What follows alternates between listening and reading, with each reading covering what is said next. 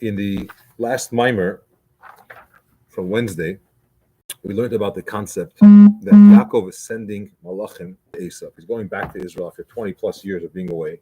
He left, remember, because Esav wants to kill him. He's really upset that he had the brachas, the blessings. Esav wanted it, and he decides to take revenge. So Yakov is fleeing his brother, and things are very, very tough and so on. But finally, he gets back, and he's in a much greater situation. He now has a family, he has tremendous wealth. He's, thank God, doing very well. But he wants to know what's the deal with Esav. Is he still out to get me? What am I up against? So he sends malachim, he sends angels, really it's messengers, but commentaries say it wasn't just messengers, it was angels, to come and ask Esav or find out what's my brother up to. And then they come back and they tell him, your brother, not only did he not forget or change his mind, but he is actually gearing up for war against you. He has 400 men with him, which, according to the commentator, it's not just 400 men, it's 400 generals. They each had 400 men under them, talking about 400 troops. Yakov is not equipped for that. And he does three different things. He prepares for war, he prays, and he tries to appease Esav, which these are three things, a strategy, a three-pronged strategy of how to deal with the problem. It's a very important lesson. Actually, it says, the Gemara says that when the Jewish people would go to Rome, and they would, when they would go to Rome to deal with the government and royalty, they would learn this parsha with all the commentaries well, and then they would know how they could deal with the enemy. Because this is how Yakov dealt with adversity and with issues in his life. The three parts are try to appease him, which was a gift. In other words, maybe you could avoid confrontation. You pray to Hashem, obviously, because nothing's going to work without that. And then you're ready for war if you have to. We're not going to talk about the order. There's different orders of how it's supposed to be done. But the concept is that you do the best you can. You try different ways. You're not afraid if you have to fight. Self-defense. And of course, you pray to Hashem. But the Alter Rebbe tells us here that a lot more is going on. It's not just, okay, there's a war. What's Esav up to? What should I know? Yaakov sending messengers to Esav is a message. If you remember, Yitzchak wanted to give a blessing to Esav. The simple meaning is that Esav was older. Yaakov didn't know that he sold the firstborn rights. Yaakov also didn't know that Esav was so terrible because Yaakov was blind and he didn't see Yitzchak was blind and he didn't see all the actions that Esav was doing. He was kidnapping women from their husbands. He was a murderer. A lot of different things he was doing because he had a big act going with his father. He would ask him different questions, complicated questions in Jewish law. He gave the impression that he's really, really very pious. But on a deeper level, Yitzchak knew exactly who Esav was. But he also knew that Esav comes from a place, says the Alter Rebbe, a source spiritually, which is much greater than Yaakov's source. There's two worlds. One is the world of Toyu, which is loosely translated as chaos, and one is the world of Tikkun, which is order, correction, system. And this spiritual world, which was here before the world that we have, busted. There was too much light, too much energy in comparison to the receivers, to the keilah that were there. So the whole thing just exploded. As a result, Hashem made another world. But that world is understood to be, the original one, again, spiritual world, is understood to be much greater and much more powerful than the world that came afterwards. So powerful that it couldn't practically come down into a physical world. It just busted. Okay. If it wasn't a physical world, what was it? It's a spiritual world. It's a spiritual world, but it's the precursor to the world that we have. Esav's neshama, his soul, doesn't just come from the regular pre-physical world known as the spiritual world. It comes from the tohu level. So Yitzchak is thinking to himself, I have blessings from Avram that he has from Hashem. I have to pass this on. Basically, a Jewish nation. Who's going to change the world? Who's going to have the greatest impact? Who's going to do the job best? Let's give it to the most powerful neshama, the one that has a really, really good source, which is not Yakov. Yakov was a studious person. He sat and studied all day. He was a boy of the tent, Ishtam, a man of the tent, sincere. Esav was the worldly guy. Okay, he was hunting. He was, dealing with all the who's who of society. He's a guy, a wheeler and dealer. So if you want to change the world, who are you going to choose? Pull a guy out of a yeshiva somewhere that's studying all day and say, listen, we got to get into the world and transform it and deal with all the craziness. He's like, what do I know? I mean, I can tell you what it says. Or you go to a guy like Esav who knows his way around, all the back alleys of Beersheba, and ask him to make a difference, right? So Yitzchak said, let's give it to Esav. So Yaakov knows that now obviously it wasn't the right choice, and he was happy that he gave it to Yaakov, because sometimes your spiritual, high levels could end up bursting like they did with Elam HaToyu. But Yaakov says, look, I spent 20 years by Lavan, and I elevated whatever I could over there. Elevated means I did the right thing despite what was going on around me, which is very hard.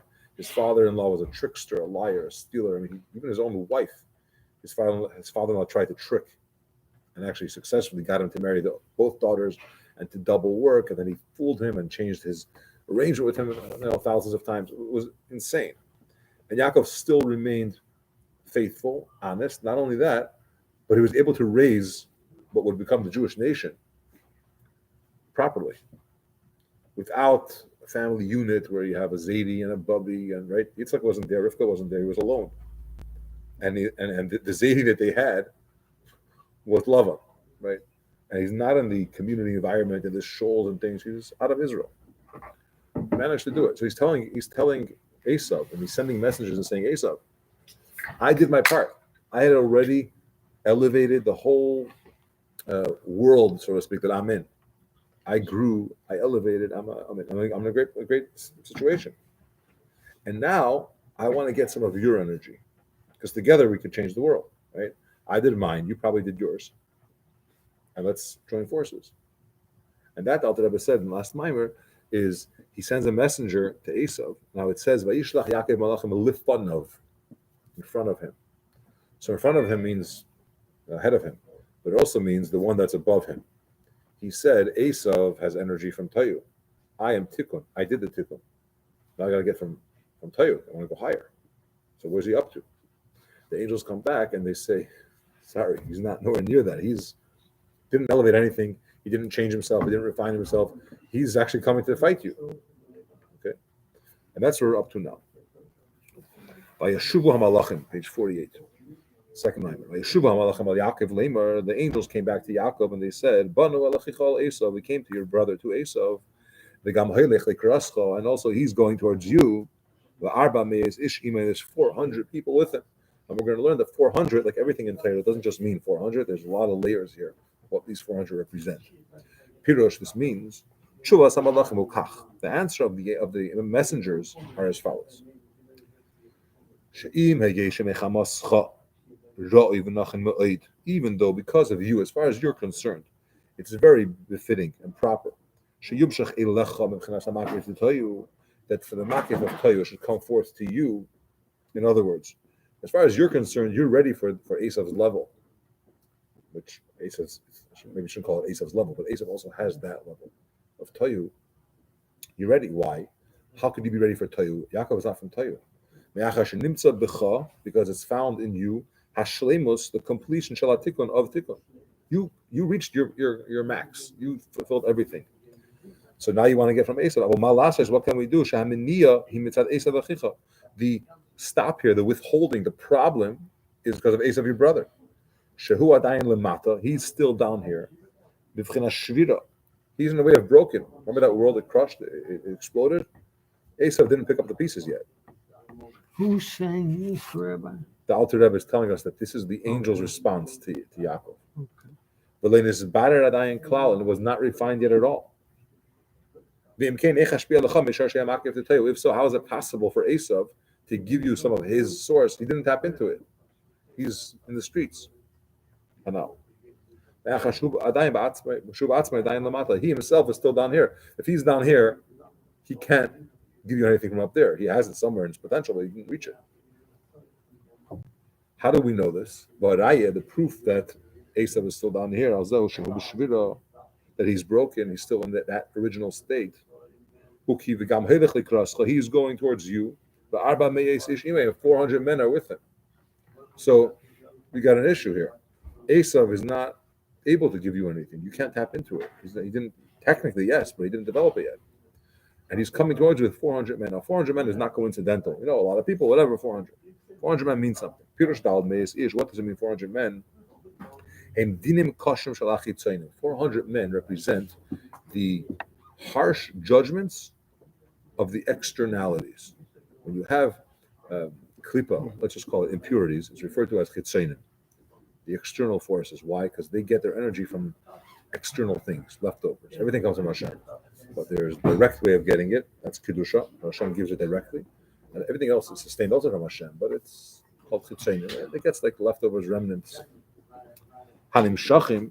Where do these 400 harsh judgments, which has to do with impurities, come from? They come from the fourth mitaf, but they didn't caution from the 400 difficult houses of judgment, the mishtachin, which are found or forgotten. As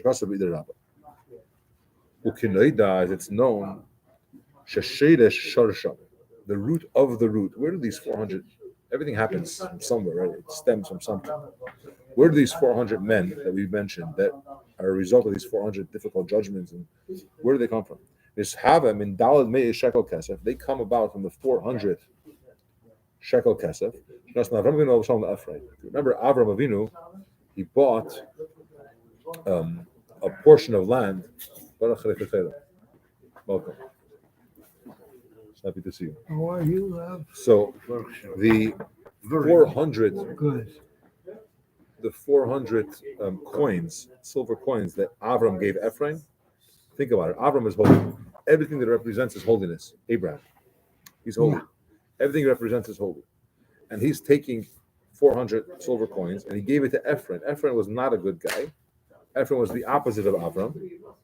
And he's giving something of holiness to the other side. It was a transaction, right? You have to buy the land to bury Sarah. But the Alter Rebbe says, according to Kabbalah, that when he did this, these 400 shekel, which we just mentioned, these are the 400 worlds of desire, which is a spiritual reward in heaven. The Rasi Tzadikaya, the dwelling place of the righteous, the Alma de Asit in the world to come. There's a concept called 400 worlds, okay, that exists. It's part of the reward that tzaddikim have. Let's just say it's a state of enjoying Hashem's presence. Okay? So the 400 coins that Avraham Avinu gave Ephraim is the giving over of these 400 levels to the other side. Why did he do that? If it's so terrible, why did he give it over? So he says, we'll do the next part in a second, but he explains that what Avraham Avinu was doing was he wanted to have the process of bringing out the dark from the light from the dark. So he took Kedusha, 400 levels, and gave it to Ephraim, and now it ended up somewhere, which unfortunately worked out down the chain into 400 men that Esav is going against Yakov with. And now we have to pull out those sparks. Okay. Shadal me shekel and now. They're the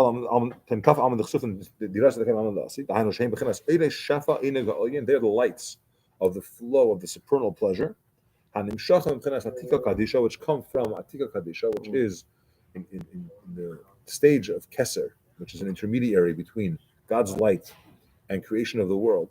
There are two parts. There's a lower part and the higher part. The lower part is called the Ratzon, Hashem's will, desire. Yeah, and the higher part is called Tainug, which is pleasure. And the person also, the pleasure is greater than desire. But the idea is that it comes, these 400 men, 400 coins that we're talking about, they stem from a very spiritual high place within Avram.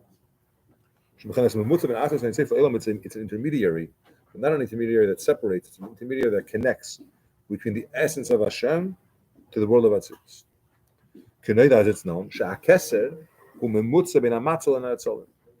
Keser, in the world of Ishtalshalos, the order of the chain of how the spiritual energy comes down to this world, it starts with intellect, right? Chachma.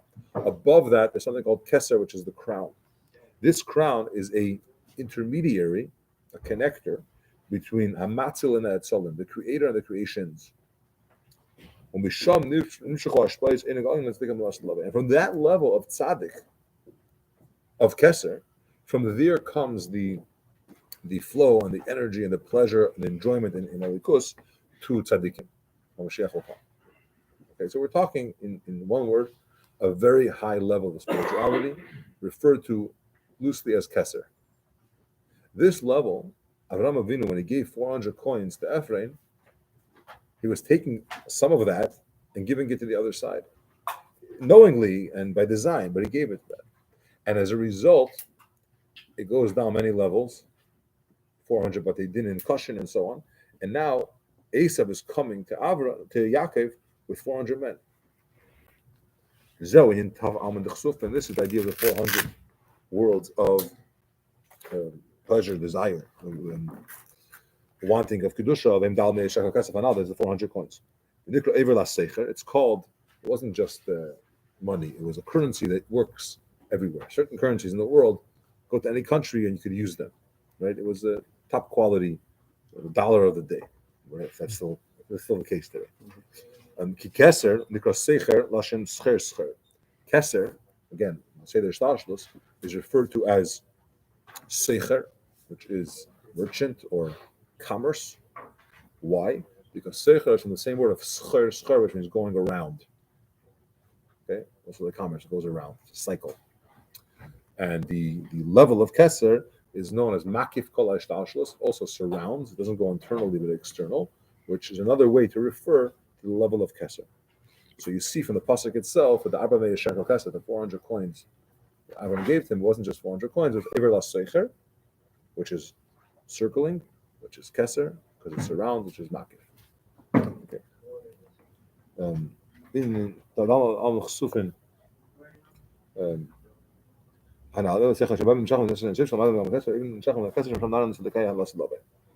these 400 worlds are Ever Las Seicher, which means they come forth from Hashem's Atzmus, from the essence, which is higher than Keser. It goes into Keser, and from there it goes to the Tzaddikim. Okay. Trying to do this next line, then we'll stop for David. And now, Inyan and Sinul Ephraim. Why did Avraham Avinu do this? Why did he give it to Ephraim? It's the process of going down to cause birurim, to be able to have the process of elevating, of fixing. When you take these high levels and they're placed in places, let's just say in worldly matters, which Avraham Avinu designed that. Now, when you come in, when a Yid comes, it does a mitzvah and brings out the Kedusha from wherever they are in the world, you get much greater than it was originally.